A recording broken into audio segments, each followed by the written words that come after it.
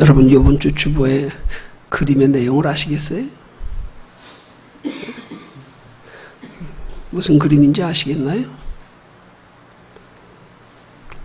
아시는 분? 에? 그래요. 맞습니다. 무화과나무입니다. 무화과나무에 자세히 보면 잎과 열매가 잘 구분이 안 되죠. 자세히 보면 열매도 있어요. 예. 덜 익은 무화과나무 열매입니다. 저 지금 우리 화단에 보면, 교회 앞에 화단에 보면 덜 익은 무화과나무가 크게 달려 있어요. 예. 예.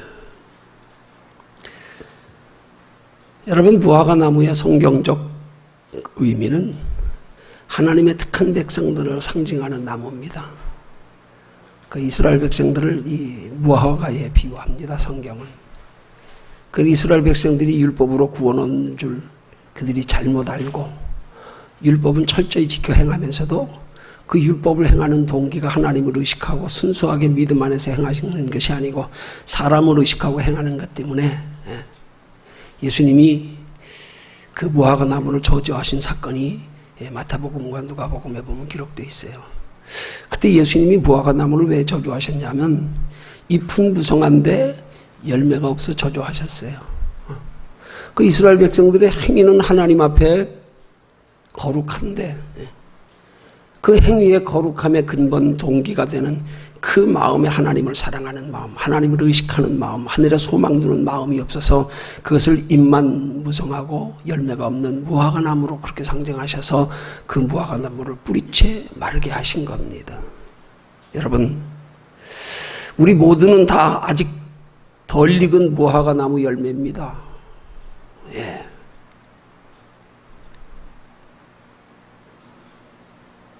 우리는 우리 인생의 종착지인 영원한 하나님의 나라에 갔을 때 비로소 완전히 익은 열매가 되는 거예요. 예. 이 땅에서는 절대로 완전할 수 없습니다. 이 땅에서는 절대로 다 익을 수 없습니다.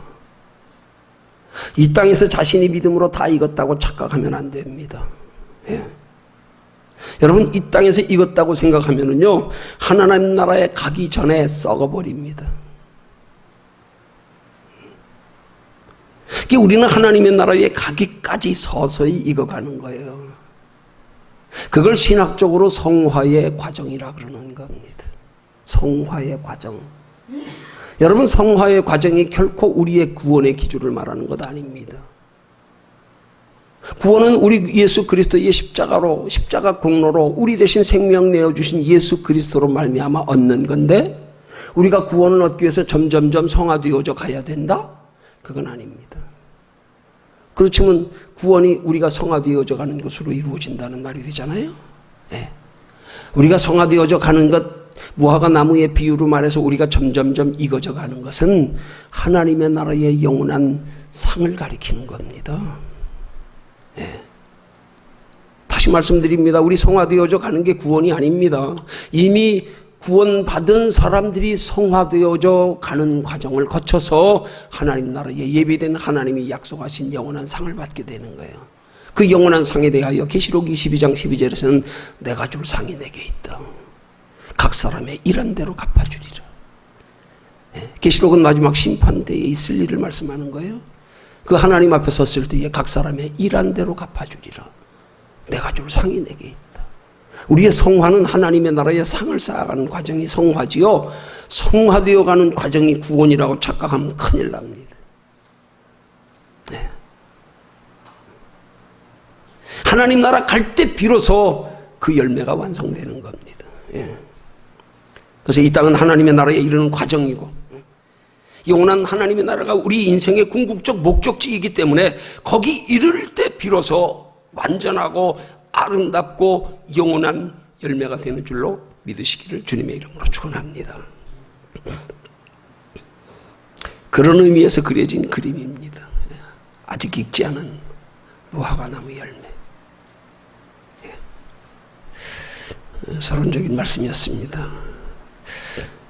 오늘 봉독해 드린 마태복음 6장 31절에서 33절까지의 말씀 내용은 하나님의 자녀된 성도가 육체로 이 땅에 사는 동안에 먼저 구해야 할 것이 무엇인지를 가르쳐 교훈하는 말씀의 내용으로, 성도가 이 땅에서 육체로 한 세상을 살아가는 동안에 성공적인 삶, 평안하고 복된 삶을 살기 위해서 먼저 구해야 할 것은 육신에 먹을 것, 마실 것, 입을 것이 아니라 먼저 그의 나라와 그의 의를 구하는 것이다 하는 말씀의 내용입니다.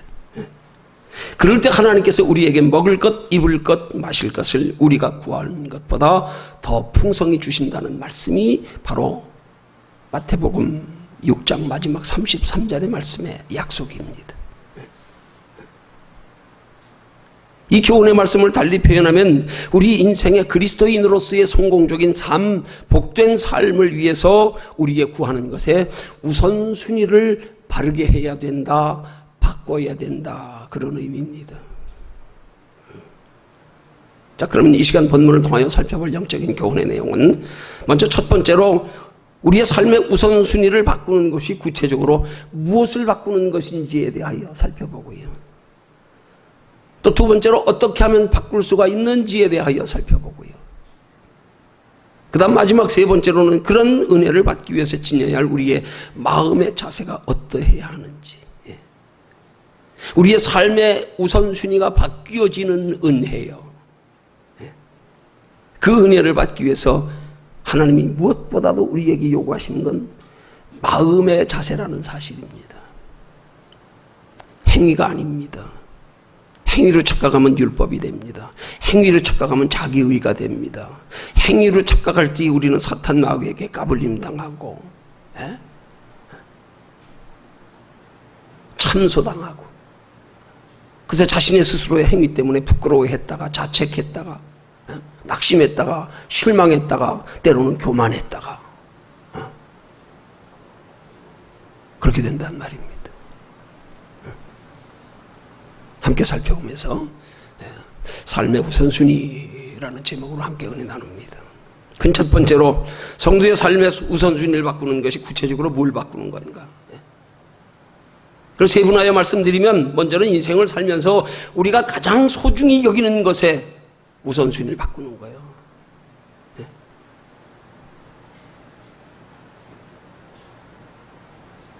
우리가 바라고 소망하는 것에 우선순위를 바꾸는 거예요. 우리의 구하는 것에 우선순위를 바꾸는 거예요.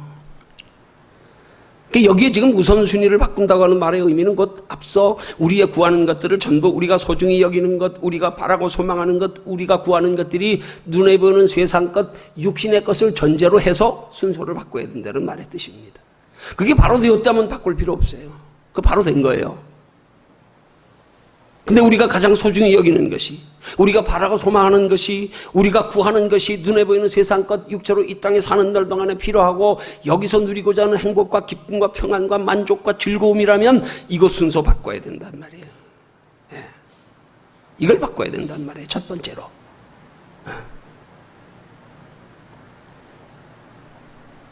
그럼 우리가 그렇게 인생을 살면서 가장 소중히 여기고 바라고 소망하고 구하는 것에 그 우선순위를 바꾸는 것이 어떻게 하면 되느냐? 그럼 먼저 앞서서 우리의 바라고 소망하는 것보다 가장 소중히 여기는 것, 그거 우선순위만 바뀌면 따라서 다 바뀌어지게 돼 있어요. 내가 정말 가장 소중히 여기는 것에 우선순위가 똑바로 되면 가장 소중히 여기는 것, 그걸 바라고 소망하게 돼 있고 가장 소중히 여기는 것, 그거 구하게 돼 있단 말이에요. 그러니까 우리가 생각하는 가장 소중히 여기는 거, 그 순서를 바꿔야 된단 말이에요. 여러분, 뭘 소중히 여기십니까? 뭘 소중히 여기십니까? 육체의 생명이십니까? 이 땅의 육체로 잠시 살아가는 날 동안에, 그 짧은 기간 동안에 우리 인생의 행복과 평안이십니까? 그걸 바꿔야 된단 말입니다.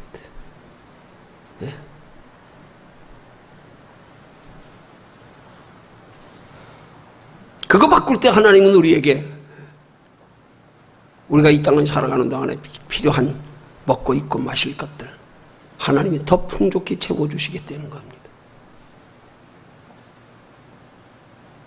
우리가 순서를 바꾸면 채워주시겠다는 거예요. 순서 바꾸면 하나님이 책임져 주시겠다는 거예요. 우리가 순서 바꾸면 하나님이 더 크고 풍성하게 채워주시겠다는 거예요. 여러분, 얼마나 도전적인 말씀입니까? 한번 생각해 보십시오. 이거 보통 심각한 말씀 아닙니다. 아니, 순서만 바꾸면 하나님이 더 좋은 걸로 채워주신대요. 더 풍성히 채워주신대요. 순서만 바꾸면 육체로 이 땅에 사는 동안에 하나님이 인생을 책임져 주신대요. 이게 그냥 단순히 듣고 흘릴 말씀입니까? 예? 여기서부터 우리 신앙은 깊이 생각해야 되는 거예요. 단순하게 쉽게 습관적으로 형식적으로 그냥 아무 생각 없이 예배 드리는 거 아니요. 진지하게 생각해 봐야 돼요. 하나님이 순서만 바꾸래요. 그럼 네 인생 내가 여기서 성공적으로 행복하게 해줄게. 내가 책임져 줄게. 어떻게? 너희가 힘쓰는 거 S보다 내가 더 풍성하고 확실하게. 이게 그냥 듣고 흘릴 말입니까 이게? 대단히 중요한 말씀 아니겠어요? 이거 바뀌는 걸 가치관의 변화라 그러는 거예요. 이거 바뀌는 게 신앙이에요. 이거 바뀌지 않으면 종교예요. 이거 안 바뀌면 예수 믿는데 종교 생활하고 있는 거예요.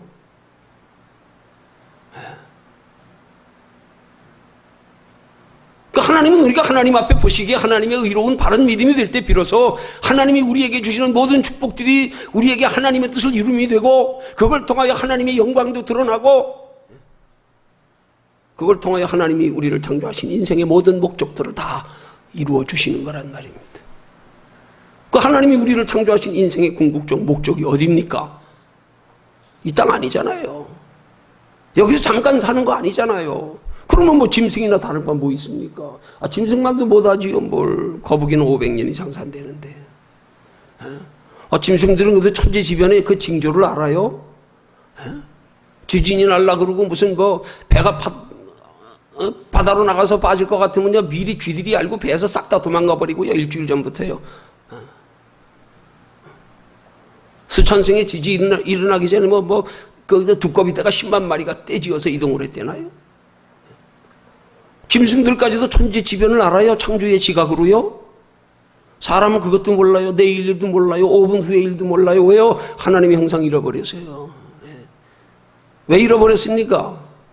하나님이 창조하신 목적대로 살지 않아서 그런 거예요. 하나님이 창조하신 목적이 무엇인지를 똑바로 알고 그게 우리의 삶의 목적과 관심과 소망과 지표가 돼야 되는데 엉뚱한 세상 거 바라보고 먹음직하고 보암직하고 탐스러우니까.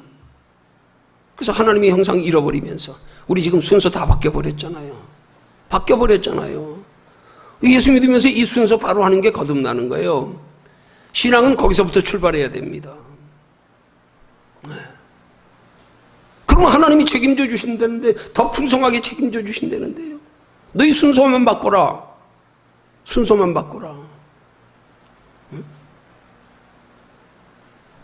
소중히 여기는 것에 순서만 바꾸려는 거예요. 소중히 여기는 것에. 우리 힘으로 구원에 이르라 그러지 않아요. 우리 힘으로 육신의 복을 위해서 살라 그러지 않아요. 야, 너희 힘으로 육신의 복을 위해서 살아봐야 네가 얼마나 복을 누리겠냐. 그 복 누리는 것조차도 그게 진짜 복이냐? 그 안에 얼마나 그 복을 누려서 우리 마음속에 고통과 두려움과 슬픔과 좌절과 낙심과 부끄러움과 우리 짧은 인생 우리가 행복하기 위해서 우리가 치러야 할 대가를 생각하면 이건 정말 이거 인생이 뭔지를 깊이 생각하다가 사는 사람들이 낙심하고 자살하는 사람들 많은 거예요. 정말 허무한 거예요. 이거 알고 보면요. 우리 짧은 인생 살아가면서 순간적인 기쁨이 얼마나 됩니까? 얼마 몇 시간이나 되겠어요? 고생하는 날이 더 많잖아요. 이 모든 것을 하나님이 순서만 바꾸면 다 하나님 책임져 주시겠다는데 이게 우리에게 얼마나 심각한 도전적인 말씀입니까 이게. 야, 이 말씀 앞에서 과연 내가 어떻게 반응해야 되는가. 이거 우리 진지하게 생각해 봐야 됩니다. 진지하게 생각해 봐야 됩니다. 예. 이거 못 바꾸고 신앙생활하면 하나님께서 구약시대 이스라엘 백성들의 마음이 없이 형식적인 제사 드리는 모습을 가리켜 말씀하신 것처럼 너희가 성전 마당 뜰만 밟을 뿐이니라. 그렇게 되는 거예요. 그냥 마당 뜰만 밟는 거예요. 형식적인 예배만 드릴 뿐이에요. 결코 하나님 나라가 아무것도 없어요. 우리 깊이 생각하고 믿어야 됩니다. 기본에서부터 기본에서부터. 왜 예수 믿는가? 어떻게 믿어야 하는가? 기본에서부터 우리 깊이 생각하면서요. 예. 자, 그럼 두 번째로 살펴볼 것은 어떻게 하면 바꿀 수 있을까요? 예? 어떻게 하면 바꿀 수 있을까요? 여러분, 내가 못 바꿉니다. 내가 못 바꿔요. 오직 바꿀 수 있는 방법은 하나님의 은혜밖에 없어요. 그래서 우리의 삶의 우선순위를 받기 위해서는 먼저 은혜 받아야 돼요. 은혜 받아야 돼요. 은혜 받지 않고는 안 됩니다. 그럼 어떻게 하면 은혜 받겠어요? 어떻게 하면요? 마귀는 그냥 열심히 신앙생활하면 은혜 받는다? 여러분들, 은혜가 뭔지 먼저 똑바로 알아야 돼요. 은혜 받으려면 은혜가 뭔지를 먼저 똑바로 알아야 된다고요. 네. 성경적 은혜의 기준을 바로 알아야 된단 말입니다. 그리고 나서 어떻게 하면 은혜 받을 수 있는지를 알아야 된단 말입니다. 그럼 우리에게 은혜가 뭡니까? 그냥 듣기 좋은 말이 은혜예요? 그냥 위로와 소망의 말이면 은혜예요? 그냥 동기가 어떤 땐 감동되어져서 눈물 흘리면 그게 은혜예요?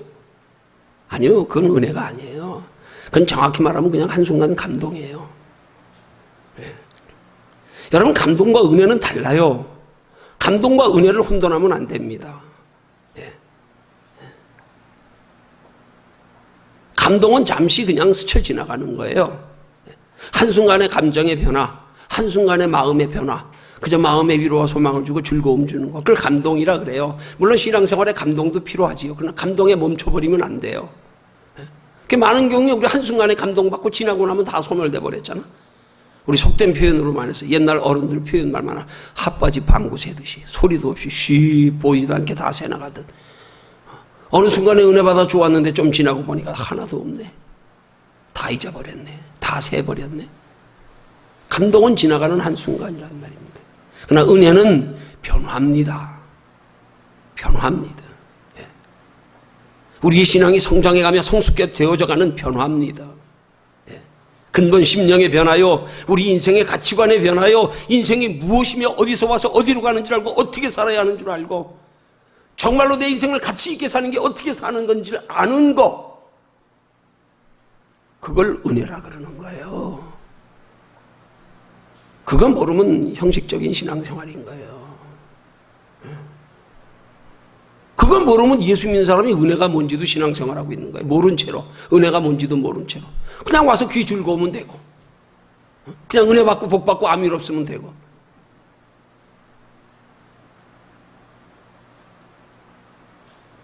그건 마치 신념과 신앙이 다른 거하고 똑같은 거예요. 신념은 내 믿음이에요. 축초가 내 생각이에요. 내 판단이에요. 내 경험이에요. 내 감정이에요. 언제든지 내 감정이 틀리면 사라져버리는 거예요. 그래서 우리의 믿음이 수시로 변하는 건 신념이기 때문에 그래요. 신념이기 때문에. 신앙은 그렇게 변하는 게 아니에요. 신앙은 그 출처가 내가 아니라 하나님이 주시는 거예요. 하나님이 주시는 거란 말이에요. 하나님이 주시는 건 그렇게 쉽게 변하지 않아요. 하나님이 주시는 믿음은, 우린 종종 내 믿음과 하나님이 주시는 믿음을 착각해서 내 믿음이 기준이 되어서 내 믿음 가지고 남을 판단하고 정죄하고 비판하고, 혹은 남을 보면서 내 자신을 초라하게 여기고.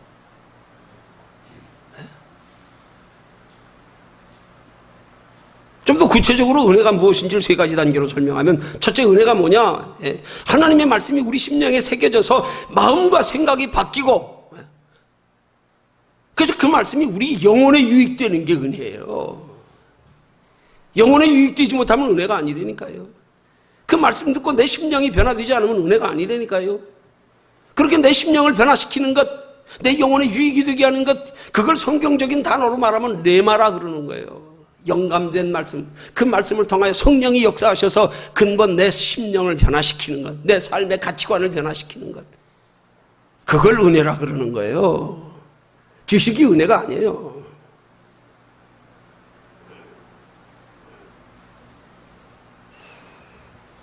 여러분, 그래서 하나님의 말씀이 하나님의 레마의 음성으로 들려져 내 심령에 새겨질 때요, 때로는 그 말씀이 우리에게 부담이 되기도 해요.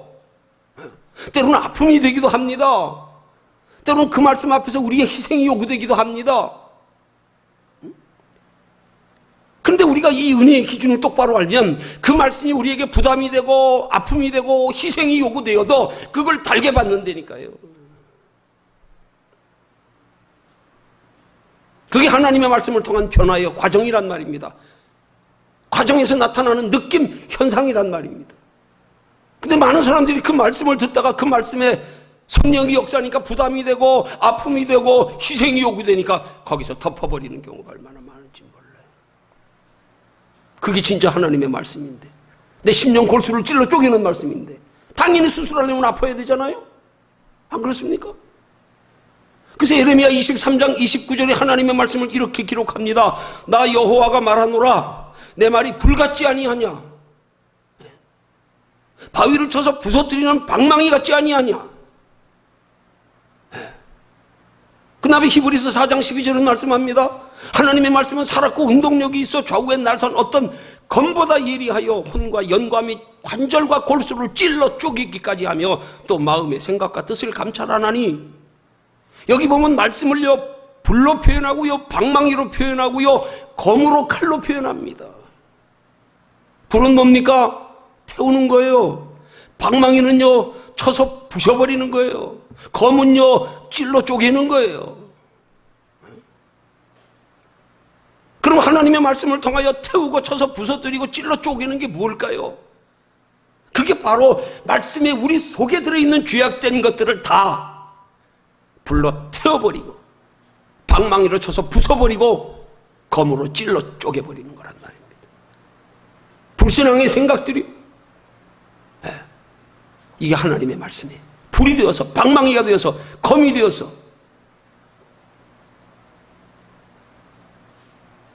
이 믿음의 해가 되는 불신앙의 생각들을 하나님이 다 소멸시켜버린단 말이에요. 부셔버린단 말이에요.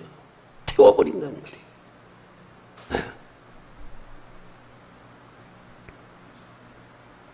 어느 때 우리 속에 있는 그런 온갖 부정적인 생각들이 태워지고 부서지고 쪼개어지는가? 말씀 들을 때요. 그래서 말씀을 불이라 그러고 방망이라 그러고 칼이라 그러는 거예요. 말씀 똑바로 들어보십시오. 말씀이 여러분을 변화시키지 사람이 변화시키는 게 아니에요. 말씀이 변화시킨다니까요. 그냥 말씀 들을 땐 사람 보지 마십시오. 여러분 말씀 보면서 말씀 전해지는 사람을 보는 순간 여러분은 이미 그 말씀으로 통하여 은혜 받긴 틀렸어요.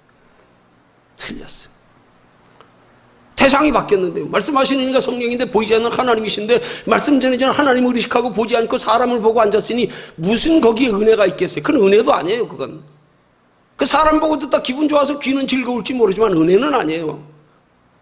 착각하면 안 돼요. 사람이 손가락으로 달을 가리키면 달을 봐야지요. 그 사람 손가락 보고 앉았으면 어떻게 해요? 하나님의 말씀이 전해지는데 말씀을 통하여 역사하시는 하나님을 마음으로 열고 영적인 귀로 들으려고 해야 되는데 그 사람을 보고 앉았으면 말씀이 은혜가 되겠어요? 그게 은혜예요? 아니요. 사람 보지 마세요. 사람을 의식하지도 말고요. 사람을 부끄러워하지도 말고요.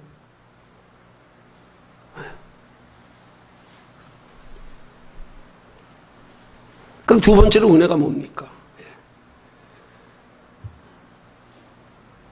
첫째는 심령이 변하는 거고요. 둘째는 삶이 변하는 거예요.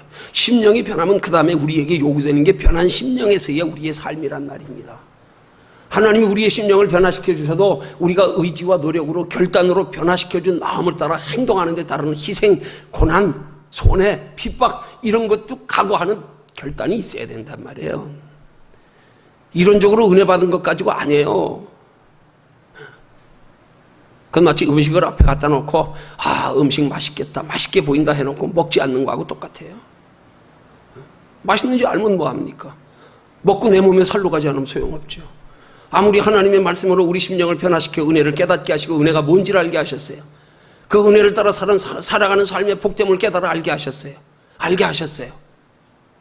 근데 그 말씀이 내게 복된 삶의 결과를 가져오게 하기 위해서는 내가 그 말씀 앞에 그렇게 심령이 변화시키진 앞에 반응하여 순종하는 데 따른 어떤 희생과 핍박도 손해도 간수하고 따라가야 되는데 이거 힘들다고 안 따라가면 그냥 귀로 은혜 받은 걸로 끝난 거예요. 오늘 이 시대 얼마나 많은 그리스도인들이 마음의 변화로만 그냥 은혜인 줄 알고 그 다음에 그 말씀에 따르는 마땅한 행위에 대한 자기 노력 없이 희생 없이 그렇게 신앙생활하고 있는지 몰라요. 그걸 즐겨요, 그냥. 그래서 그걸 즐겨, 그냥. 여러분, 즐기는 건 거기서 끝나면 안 돼요. 그 우리의 심령의 변화를 가져다 주는 것 가지고 때로는 감격하여 눈물도 흘리고요. 그래서 깨달아졌으면 그 다음에 거기에 따르는 어떤 희생과 어떤 손해에도 불구하고 어떤 핍박에도 불구하고 어떤 고통에도 불구하고 그걸 뚫고 나아간다문에 누리는 그 즐거움이 진짜란 말이에요. 희생 후에 오는 기쁨. 눈물을 흘리며 씨를 뿌리러 나가는 자는 기쁨으로 그 단을 가지고 돌아오리로다. 우리는 은혜는 받았는데 씨 뿌리면 풍성한 결실을 맺는 줄은 아는데 씨 뿌리는 게 힘들다고 씨 뿌리러 울며 나가는 걸 포기해버리네, 다들. 그걸 거친 다음에 오는 기쁨이란 말입니다. 은혜의 기쁨은. 그 기쁨을 추구하는 신앙생활이 되지만 우리의 신앙생활은 속된 말로 그냥 쇼핑하는 거예요. 귀 쇼핑하는 거예요. 그냥 듣는 걸로 끝나버리는 거예요. 그걸로 즐거운 걸로 끝나버리는 거예요. 아는 걸로 끝나버리는 거예요.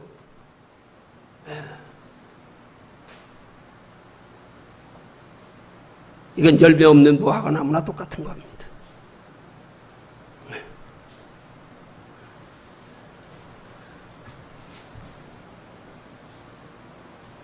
은혜 받으면 먼저 마음이 변하게 돼 있어요. 그 마음이 변하는 것이 우리의 삶으로까지 변화를 가져오기 위해서 거기서 우리의 결단이 요구된다, 이 말이에요. 거기서 우리의 결단할 때 도와주시는 거예요. 결단할 때 시편 기자의 고백처럼 내 마음이 확정되었고 확정되었사오니 내가 새벽을 깨우리로다. 결단에 따르는 그런 삶이 가능할 수 있도록 하나님 앞에 그 힘 주시는 하나님 앞에 새벽을 깨워가면서도 하나님 앞에 나아가는 자세. 우리의 노력은 하나님 앞에 나아가기 위한 노력이란 말입니다. 거기까지가 결단이에요. 하나님 앞에 나아가는 건 내 노력입니다. 내 희생입니다. 내 결단이 요구됩니다. 말과 행동의 마음의 결단이 요구됩니다. 그럴 때 비로소 변화된 삶을 가능케 하시는 이가 하나님이시 되어 주신단 말이에요. 우리는 눈물을 흘리며 나가는 데까지 우리가 해야 될 일이란 말이에요. 그 눈물을 흘리며 나아가는데 어디에요? 내가 하나님의 뜻을 이루려고 율법주의적인 신앙이 아니고요. 그 눈물을 흘리면서라도 하나님 앞으로 가까이 나아오는 거예요. 거기서 하나님이 결단의 마음을 보시고 하나님의 자녀답게 하나님의 뜻대로 살아갈 수 있는 믿음과 능력과 지혜를 주시는 거란 말입니다.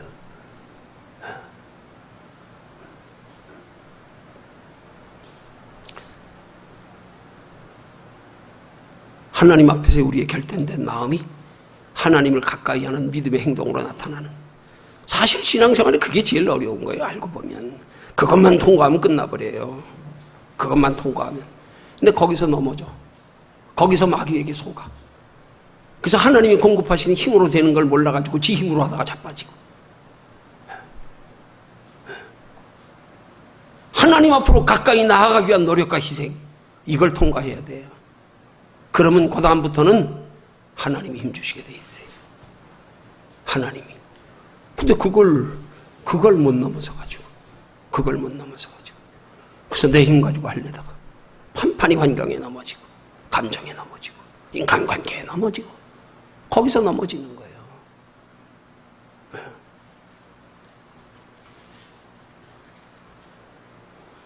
하나님께서 우리의 마음을 변화를 시켜주실 때 우리는 하나님께서 그 마음의 변화를 따라서 우리가 결단하여 하나님 앞에 나아가기로 시편 기자의 고백처럼 내 마음이 확정되었고 확정되었사오니 내가 새벽을 깨우리로다.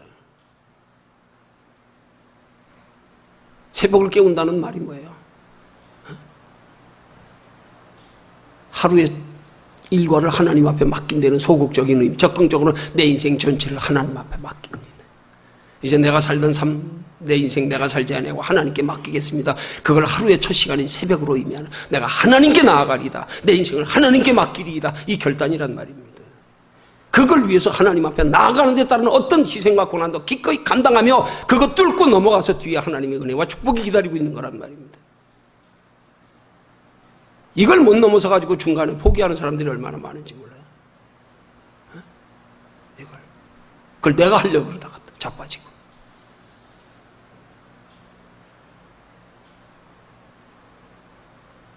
굉장히 깊은 원리의 말씀이죠. 우리 교인들은 하도 그런 말씀을 들었기 때문에 뭐 더 이상 설명하지 않아도 깊이 잘 이해하고 깨달을 줄로 믿습니다. 그렇게 변화되는 것이 삶의 우선순위가 바뀌는 과정에서 나타나는 믿음의 변화라니까요. 그것까지가 성화라니까요. 그것까지가요. 성화되어져 가야 된단 말입니다. 무화과 나무 열매 익어 자라갈 때까지, 잘 익을 때까지, 하나님 나라에 이를 때까지. 불같은 말씀, 방망이 같은 말씀, 날선 검 같은 하나님의 말씀으로 여러분의 믿음이 갈수록 나아지고 자라가고 변화되는 은혜가 있으시기를 주님의 이름으로 축원합니다. 그 결과가 평안이고 축복이고 영원한 상입니다. 순서도 중요하지만 먼저 마음이 변해야 됩니다. 마음이 변한 다음에 하나님에 대한 우리의 결단이 있어야 됩니다. 희생과 수고가 있어야 됩니다. 하나님 앞에 나아가기 위한 희생과 수고. 내가 뭘 이루려고 하는 희생과 수고가 아닙니다. 그 율법과 복음의 차이입니다. 세 번째로 은혜가 뭡니까? 그걸 성경은 말하기를 성령의 열매가 맺혀지는 거라 그러는 거야. 우리의 삶 속에 변화된 삶의 모습을, 그것을 성경은 갈라디아서에 9가지 열매로 표현하고 있는 거예요. 비유적으로. 우리의 삶 속에 나타나는 결과가 있는 걸 볼 때, 아, 정말 저 사람 은혜 받았구나, 그거란 말입니다.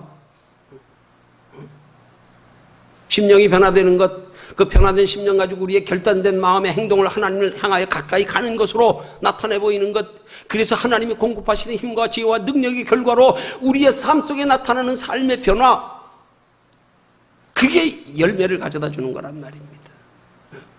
그걸 성경은 갈라디아서에 9가지 열매로 표현하는 것 아닙니까? 그 9가지 열매가 갈라디아서 5장 22절에 23절에서 오직 설명의 열매는 사랑, 희락, 화평, 오래 참음, 자비, 양선, 흥성, 온유, 절제. 아, 이거 애올라가니까 얼마나 안 애워지든지.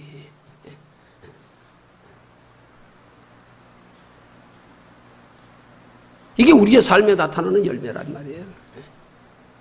하나님이 은혜 주심으로 나타나는 사랑은요, 우리 감정을 초월해요. 그 하나님이 주시는 은혜로 말미암는 사랑이 원수까지도 사랑할 수 있게 되는 거예요. 그 하나님의 은혜로 말미암는 사랑이니까 저 사람 미운데 왠지 속에서 미움이 안 생겨. 이제 왠지 위에서 내가 미안한 마음을 가지고 기도하게 되고요, 그 사람의 입장에서 생각하게 되고요. 희락이 뭡니까? 희락은 우리 눈에 보이는 것들로 누리는 즐거움을 희락이라고 그러지 않아요. 주님께서 우리에게 말씀하시는 요한복음에 말씀하는 내가 주는 평안은 세상이 주는 평안과 다르다. 그 평안이 우리 속에서 누리는 희락이요, 그게. 세상으로 볼 땐 내가 그렇게 평안할 게 없는데 왠지 내 마음에 평안이 있어요. 그걸 희락이라 그러는 거예요. 그 다음 화평이 뭡니까? 하나님과 나와의 관계, 영적 관계, 나로 인하여 다른 사람들까지 하나님의 관계를 화평하게 만들어가는 우리의 전도자의 삶, 쉽게 말하면 나의 하나님의 자녀답게 변화된 삶의 가치관 가지고 나를 보고 다른 사람들이, 아, 저 사람 보니까 정말 하나님이 있는 것 같아. 나도 예수 믿고 싶네. 나도 믿어야겠는데. 그래서 우리의 변화된 삶으로 통하여 아직 하나님을 볼 눈이 없는 사람들이 하나님을 보게 만드는 것, 나도 하나님과 영적 관계가 바르게 되어지는 화평, 이게 성령의 은혜를 받을 때, 충만해질 때 가능한 거라 이 말이에요. 내가 먼저 하나님을 가까이 하는 결단된 삶의 수고와 희생과 땀과 눈물을 각오하고 주님 앞으로 가까이 나아갈 때, 거기서 그런 열매가 가능하게 하나님이 하신단 말입니다. 이게 힘들다고 신앙생활 다 소홀히 하고 앉아있는 거예요. 이게 우리의 믿음에 반드시 거쳐야 될 과정인데, 차가 지나가다 터널 만났습니까? 돌아갈랍니까? 돌아갈래요? 어떻게든지 통과해야지요.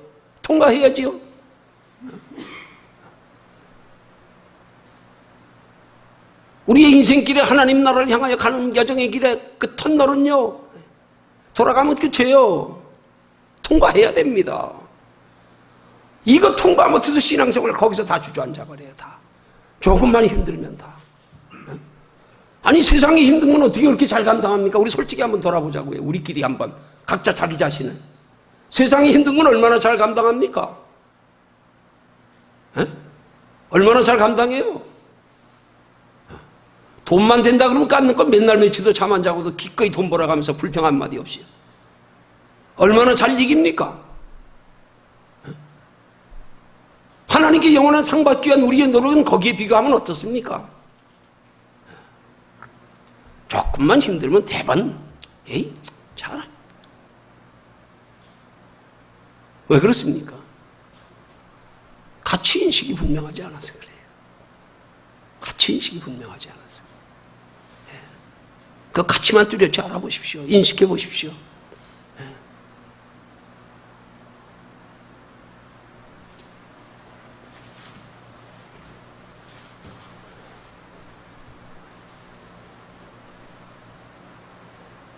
그럴 때 비로소 하나님께로부터 영육간의 축복이 있는 거란 말입니다. 그럴 때 비로소 하나님께서 우리에게 육신의 축복을 주셔도 그 축복으로 인하여 믿음에서 멀어지지 않는단 말이에요. 거기까지 통과한 다음에 복을 받아야, 그래야 받은 복이 우리 영혼에까지 유익이 되고, 받은 복으로 영원한 하나님의 나라까지 준비해서 하나님의 나라까지 영원한 상이 있게 되고, 그거 통과하지 못한 채 신앙생활을 쉽게 해가지고 받는 복은 그 복이 우리 영혼을 망하게 합니다. 우리 영혼을 병들게 합니다. 해롭게 합니다.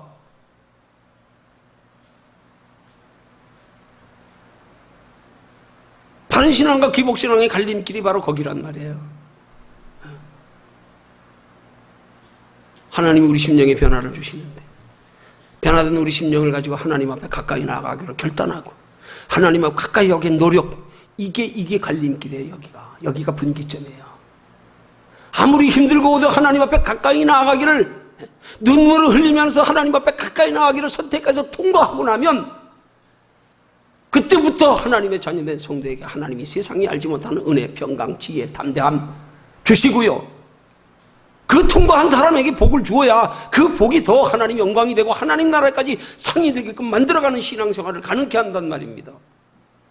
거기 통과하지 않은 채로 복을 받으니까 복 받은 걸로 머물러 앉아버리고 끝나버리고, 하나님 나라 상은 관심도 없어버리고 나중에 아주 잊어버렸어요. 하나님 나라의 상은. 그렇게 되는 거란 말입니다.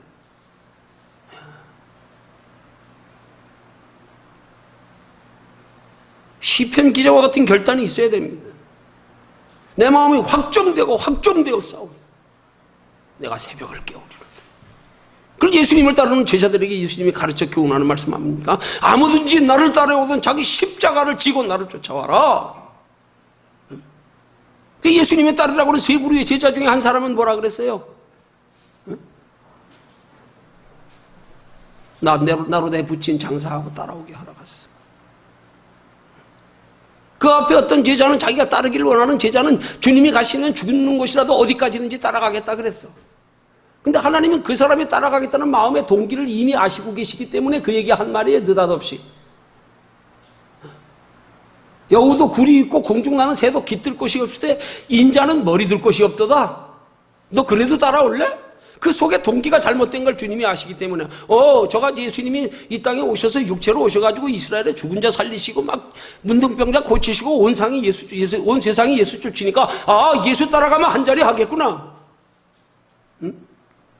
하나님이 약속하신 메시아가 이스라엘의 왕으로 오시는 분으로, 로마의 제국을 압제 가운데 해방시켜줄 분으로, 그래서 어디든지 쫓아가겠다고 하니까 예수님이 그 동기를 하시니까, 너 나 따라오려면, 흔히 이 세상 요즘 말로 나 따라오면 개고생인데 너 그래도 따라올 용이 있어?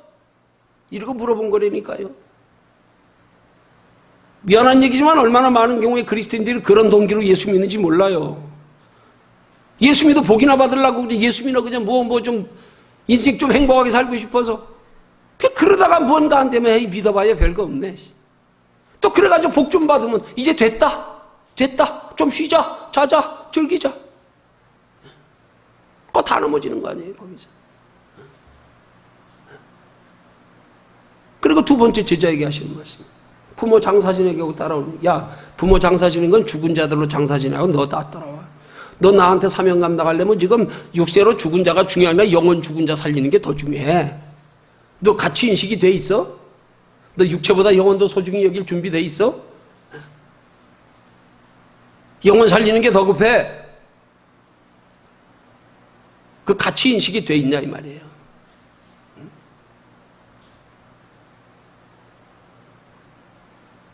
예수님 따라가는 게 뭡니까?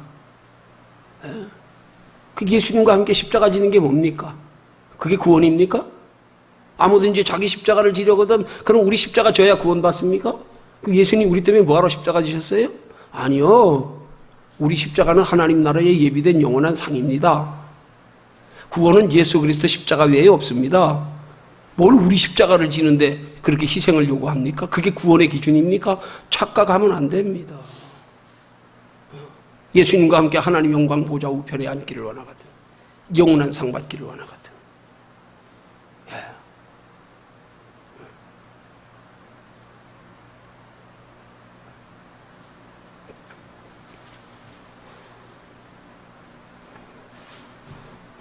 이런 은혜를 받으면 우리의 성도의 삶의 우선순위가 확실하게 바뀌어지게 돼 있어요.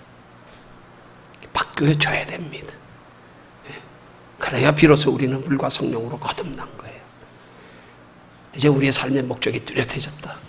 소망이 분명해졌다. 이 땅은 잠깐 스쳐 지나가는 거다. 별거 아니다. 그 목적 바로 되고 나서서 이 세상에도 그 목적에 준해서 이 세상에 우리가 의미를 둬야 되는 거란 말이에요. 그러고 나서 목적이 분명해지고 나면 그때부터 돈 한 푼이 새로울 수 있다니까요. 근데 동기가 달라요. 이제는 한 영혼이라도 살리고 하나님의 기뻐하시는 뜻을 이루기 위해서 돈 한 푼이 중요하지, 전에처럼 육신의 안일과 평안 때문에 걱정, 근심, 염려면 하려고 돈 한 푼 중요하고 매달리고 이거하고는 차원이 달라진 거란 말이에요. 용도가 달라졌단 말입니다. 물질관이. 이 물질관이 이게 확고히 그렇게 변화되지 못하면 그 물질이 우리 영혼을 망하게도 하고 흥하게도 하고요. 영혼을 소중히 여길 때 물질은 우리에게 유익이 되지만 영혼을 소중히 여기는 믿음이 못된 채 물질은 우리 영혼 망하게 하는 거란 말입니다. 이 분기점을 잘 통과한 다음에 복을 구해도 구해야 되는 거예요. 그래야 복이 가치 있게 쓰입니다. 이거 안 돼 있으면 소용없습니다. 이것 때문에 결국 근심하며 떠나가게 돼 있어요. 부자 청년처럼. 영생 얻는 길 물으러 왔다가 다 팔아서 가난한 자들에게 죽어 날 쫓아오라 그랬더니 근심하며 떠나갔잖아요. 그리고 와서 나 쫓으라 그랬잖아요. 그리고 와서 결국 포기하고 떠났잖아요. 네. 자, 그럼 마지막 큰 세 번째로 어떻게 하면 이런 은혜가 있을까요? 그런 은혜가 있기 위해서 오늘 우리는 은혜를 소중히 여기는 우리의 인식이 있어야 된단 말이에요. 그래서 은혜를 우선으로 하는 신앙생활이 돼야 된단 말이에요. 근데 자꾸 신앙생활 하면서 육체를 우선으로 하는 신앙생활이 되니까 안 되지. 항상 육체가 우선이에요. 두 가지가 대두될 때는 항상 먼저 은혜를 포기해버려. 항상 세상 바쁜 게 우선이니까 다 우선순위에서 다 그냥 바뀌는 거예요. 다 우선순위에서. 그 성경이 그걸 말씀하는 거 아닙니까? 한 종이 두 주인을 섬길 수 없다. 너 어느 쪽 택할 거냐? 한쪽 택해라. 둘 중에 하나가 다. 우리의 신앙생활의 영혼의 소중히 여기는 육체를 소중히 다 소중합니다. 그러나 두 가지가 다 우리에게 유익되게 하기 위해서는요, 먼저 우리가 영혼과 육체가 대두될 때는 육체를 포기하면서라도 영혼을 선택할 자세가 되어야 된단 말입니다. 근데 오늘 우리의 신앙생활에서 돌아보면 종종 육체만 조금 바쁘고 힘들고 조금 부담스러우면 그냥 영혼 포기해버리잖아요. 영혼 순서가 바뀌어버리니까 거기서요. 그래서 은혜의 깊이 못 들어가는 거예요. 그래서 하나님께로부터 예비된 더 큰 은혜와 축복을 못 받는 거예요. 그래서 결국 하나님의 나라의 영원한 상까지 못 받는 거예요. 기회 다 잃어버리는 거예요. 은혜를 우선으로 하는 신앙생활을 해야 되는데 육신을 우선으로 하는 신앙생활을 하다 보니까 이것 때문에 다 걸리지요. 뭐 이것 때문에. 그러니까 우리가 은혜를 우선으로 하는 신앙생활이 되기 위해서는요, 은혜의 가치를 알아야 되고요, 그 다음에 은혜에 대한 갈급함이 있어야 돼요. 갈급함이 있어야 돼. 이게 없는데 됩니까? 없는데 됩니까? 그래서 마태복음 5장 3절에 예수님이 팔복에 하시는 말씀이 뭡니까? 첫 번째 말씀이요, 심령이 가난한 자는 복이 있나니 천국이 저희 것이며. 심령이 가난한 자가 복이 있다. 우리 심령에 영혼에 대한 갈급함이 있어요. 영혼에 대한 가치인식이 있어야 된다는 말입니다. 이거 없이 신앙생활하면 껍데기 신앙생활이에요. 여러분, 예수님이 하신 말씀이에요. 심령이 가난한 자가 복이 있다. 천국이 저희 것이며, 그 예수님이 여기서 말씀하시는 천국이 뭐예요? 여기 천국을 복으로 말씀하시는 천국이 뭐냐고요? 그게 구원입니까? 심령이 가난하면 구원받아요? 심령이 가난한 것으로요? 구원은 오직 예수 그리스도로. 네. 여기서 말씀하는 심령이 가난한 자로 구원은 예수 그리스도를 믿은 사람들 속에서 그 심령의 영혼의 소중함을 알고 소중히 여기고 가치 인식에서 갈급해하는 그 심령 안에, 그것 가운데서 우리가 하나님의 자녀답게 하늘을 소망하며 살아갈 수 있는 믿음의 능력과 지혜를 하나님으로부터 공급받는 통로가 되고, 그래서 그걸 통하여 우리 신앙생활 잘하는 건 결과로 하나님의 나라의 영원한 상이 되는 거지, 그거 구원 아닙니다. 착각하지 마세요. 그럼 우리 행위로 구원받는 거예요. 구원은 오직 예수 그리스도로입니다. 천하의 구원 얻을 만한 다른 이름을 우리에게 주신 일이 없습니다. 성도의 신앙생활은 상입니다. 이미 우린 구원받았기 때문에 성도의 신앙생활은 상입니다. 믿지 않는 세상 사람들은 예수 믿는 게 우선입니다. 죄 문제 해결받고 지옥 가야 될 자리에서 천국의 자리로 하나님의 형상 회복하는 게 우선입니다. 그러나 우리 예수 믿은 성도는 오직 우리의 신앙생활의 이제 목표, 사도 바울의 신앙 고백처럼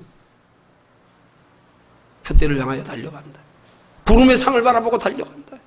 그게 우리의 신앙생활의 궁극적 목적이 되어야 되는 거란 말입니다. 여기에 대하여 우리가 목적 없이 사는 그리스도인 되려면 이게 목적도 없이 방황했네, 그 찬양인 겁니다.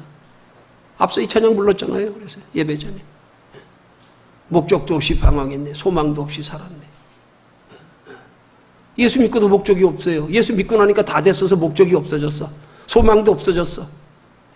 왜? 하나님 나라에 대한 인식이 없으니까. 상에 대한 인식이 없으니까. 그 소망은 오직 예수 그리스도와 상관없는 이 땅의 소망, 눈에 보이는 것의 소망. 목적도 이 땅에 있고. 그러면 예수 믿을 때하고 안 믿을 때하고 똑같은 거 아니에요? 삶의 방식이? 이 땅에 소망 두고 목적도 여기다 두고. 그게 과연 예수 믿는 사람의 소망일까요? 그 소망이 구원일까요? 구원은 값없는 예수 그리스도의 십자가 보혈의 공로인데, 그럼 소망이 뭐냐 이 말이에요. 하나님의 나라의 영원한 칭찬과 상급과 멸류관. 그거 목적으로 살아가는 거. 그거 목적으로. 그래서 계시록은 하나님의 구원받은 백성들이 얻을 것을 칭찬, 상급, 멸류관이라고 표현하면 내가 줄 상이 내게 있다. 각 사람이 육체로 이 땅에 사는 날 동안 일한 대로 내가 갚아주리라.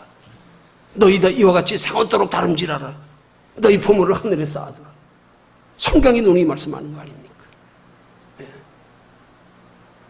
영적인 갈급함이 있어야 은혜를 받습니다. 영혼의 소중한 가치 인식이 있어야 됩니다. 그럴 때 하나님이 은혜를 더 주십니다. 더 깊게 주십니다.